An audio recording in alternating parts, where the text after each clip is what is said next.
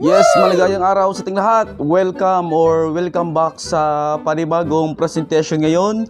The Kawasaki Rouser NS125 fuel injected. At syempre, dito pa rin yan sa Good Moto Trading Kawasaki Crib, SC Cortez Branch, Mandawi City, Cebu.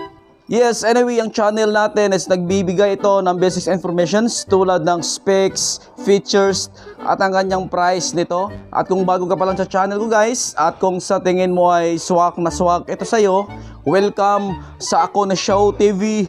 I am Inan at your service. For today's video, gagawa tayo guys ng kanyang specs, features, price din ang kanyang parts and location para kay Kawasaki Bajaj Rouser NS125 fuel injected. Tara, samahan nyo ko para sa kanyang review. Let's go! Yes, tara, unahin natin para sa kanyang harapan, para sa kanyang headlights. Ayan, so naka halogen type para nito, 12 volts, 35 by 35 watts. With additional pellet lamps, then dalawa ito, left side, then right side. So, laking tulong ito para sa kanyang headlights, just in case kung mawawala yung ilaw natin dito sa main light natin. So, naging visible pa rin tayo tuwing night activities natin para sa kanyang pellet lamp. Then, ang kanyang windshield, ayan, so katamtaman ang kanyang laki nito. While ang kanyang headlight assembly, you can see dito sa bandang kanan para sa kanyang pairings, no? Ayan, so decals nga black, then combination color with gray din na kanyang black. Napaka-simple ang datingan nito. While ang dito sa bandang kaliwa naman, same as usual, you can see para sa kanyang pairings or sa kanyang decals, naka-black, then ang kanyang gray. Then, pagdating naman para sa kanyang turn signal lights, ayan, dito sa harap, you can see naka-bulb pa rin ito. Naipagka-stylish ang datingan nito. You can see sa kanyang shape nito, ayan. Naipagka-heart or naipagka-diamond tingnan nito, no? Para sa kanyang turn signal lights dito sa harap, naka-bulb pa rin ito. Then, pagdating naman para sa kanyang front suspension, you can see naka-telescopic fork ito, naka-standard pa rin. Color black dito sa bandang itaas. Then, para sa kanyang inner tube, naka-stainless ito. Then, naka-color black dito sa bandang ibaba naman. While ang kanyang front fender, you can see, naipagka-stylish ang datingan nito. Perfect combination pa rin ito, no? Para sa akin. Then, naka-gray din ang kanyang black. Pagdating naman para sa kanyang tire size front, 2.75 by 17, naka-tube type para nito. While ang kanyang tire air pressure front, 25 PSI, naka-mugs wheel, then naka-disc brake na ito with dual piston caliper para sa kanyang preno dito sa harap. Ayan, pagdating naman dito sa batang likuran, you can see para sa kanyang grab handle. Laking tulong para nito para sa mga riders natin, even sa mga passengers natin. Then, pagdating naman para sa kanyang brake light, anti-light, naka-stylish pa rin ito, no? So, naka-flat siya para sa kanyang brake light, anti-light. Din ang kanyang lens naman, ang gandang tingnan, no?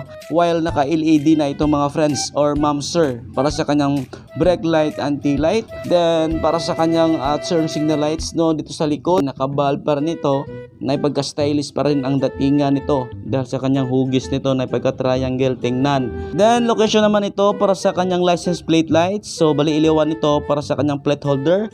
Then location ito para sa kanyang plate holder with additional lights reflector tuwing gabi. Then ang kanyang rear fender extension, you can see naka-matte black ito, plastic na plastic. Then ang kanyang rear fender naman, ayan, you can see naka-plastic para nito. Naipagka-stylish ang datingan nito para sa kanyang rear fender. Then pagdating naman para sa kanyang tire size rear, naka 100 by 90 by 17, naka-tube type para nito. Then ang kanyang tire air pressure rear is 32 PSI. Then naka-mugs wheel, naka-drum brake pa rin ito para sa kanyang preno dito sa likod. Yes, tara, silipin naman natin para sa kanyang handlebar. Then you can see para sa kanyang handlebar switches dito sa left side. Para sa kanyang dimmer switch, high beam, low beam, turn signal lights, left side, right side. Then ang kanyang horn, passing light switch, then ang kanyang clutch lever, then ang kanyang bar ends, side mirror. While ang kanyang handlebar switches naman dito sa right side. Then you can see para sa kanyang engine switch key has 2 position, off position, on position. Then ang kanyang starter button, throttle grip, bar in, then ang kanyang brake lever dito sa harap, side mirror, Then ang kanyang brake fluid front, naka .3 or .4 ito. Yes, pagdating naman para sa kanyang meter instrument, ayan, you can see dito sa left side, naka-analog type ito para sa kanyang tachometer. It shows the engine speeds and RPM. While dito sa bandang kanan naman, ayan, you can see, no, para sa kanyang indicators, fuel level indicators, speedometer, trip meter, din ang kanyang odometer. Bali, dito sa bandang kanan pa rin, no, dito sa bandang itaas. So, indicator lights ito para sa kanyang turn signal lights indicator, high beam indicator, at ang dito naman sa bandang ibaba para sa kanyang malfunctions indicator, neutral indicator, trip meter, din ang kanyang reset button. Engine switch has 3 position, on position, off position, din ang kanyang steering lock. Then location naman ito para sa kanyang fuel tank, full tank 10.5 liters, reserve 2.5 liters, usable reserve 2 liters para sa kanyang fuel tank. So laking tulong para nito para sa mga riders natin, lalong-lalo na sa mga long rides natin, para sa kanyang 10.5 liters na full tank. Ang gandang tingnan, brusko nung datingan nito, no? Ayan, so unahin natin dito sa bandang kanan pa rin. Ayan, para sa kanyang emblems, Rouser, ang gandang tingnan. Then ang kanyang perex nito dito sa bandang harapan naman, napagka-stylish ang datingan nito. Then decals na 1, 2, 5, combination color with black, then ang kanyang gray. Perfect combination ito for me, para sa akin. Talagang ang gandang tingnan. Ayan, nasa fuel injection. Para sa kanyang decals pa rin ito, assembled by Kawasaki Motors Philippines Corporation. Location naman ito para sa kanyang air cleaner. Para sa kanyang decals, NS125, combination color with kanyang black, silver, red. Wow. So location ito para sa kanyang spark plug gap 0.7 to 0.8 mm. Dalawa yung kanyang spark plug to either sides, left side, then right side naman. Then para sa kanyang kick pedal, metal na metal, solid na solid ito tingnan, with rubberized para sa kanyang apakan, bilog na bilog. Then location naman ito para sa kanyang oil filler cup. Then ang kanyang engine oil capacity 1000 ml. Ayan, so location naman ito para sa kanyang oil filter. Then pagdating naman para sa kanyang brake pedal, ayan, metal na metal, naka-plain lang ito, solid na solid tingnan. Walang rubberized ito, ma'am sir. While ang kanyang rider putres, ayan, with rubberized goma, makapal ito. Naipagka-rectangular ang kanyang design ito, mga ma'am sir, no? So while ang kanyang passenger putres or naka-rectangular pa rin ang type nito, then with rubberized para sa kanyang apakan. Ayan, para sa mga OBR natin. Then pagdating naman para sa kanyang rear suspension, ayan, so with absorber itong mga Fresno or ma'am sir. You can see ang gandang tingnan para sa kanyang rear suspension. Yes, pagdating naman para sa kanyang muffler, naipag-stylish pa rin ang datingan nito with muffler cover, metal na metal, may dalawang Allen type dito. So para matanggal mo naman ito. Then laking tulong pa rin ito para sa mga riders natin, even sa mga OBR natin, para sa kanyang muffler cover. Ayan, so again, dito sa bandang kaliwa, you can see para sa kanyang additional pairings. Wow, ang gandang tingnan. Brusco ang datingan nito. Napagka-sporty rin, no? Decals na 125 combination color with black. Then ang kanyang gray. Ang gandang tingnan. Again, emblems nga Rouser. So, premium yung datingan nito para sa kanyang emblems, no? Fuel injection, combination color with black, red, then ang kanyang white, then ang kanyang gray. Then decals na assembly by Kawasaki Motor Philippines Corporation. Location naman ito para sa kanyang battery. So again, para sa kanyang spark plug. So dalawang kanyang spark plug to other sides, left side and right side, naka-fuel injected. Then pagdating naman para sa kanyang exhaust, may pagka-stylish pa rin ang datingan nito.